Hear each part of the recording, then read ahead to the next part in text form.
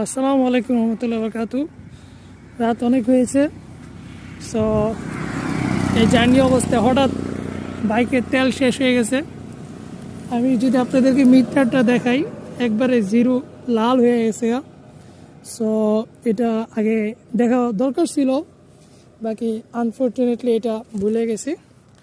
So এখন wait করতেছি, তেল আনতে পাঠাইছি, তেল আনবে, এরপরে তেল ঢুকাবো, তারপরে বাইক স্টার্ট।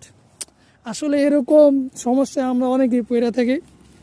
এই জন্য আগে থেকে ইনকেস আপনি যদি কোনো একটা ইম্পর্টেন্ট কাজ থেকে আর আপনি যদি এখানে এরকম একটা প্রবলেম ফেস করেন, তাহলে কিন্তু অনেক সমস্যার সম্মুখীন হবেন।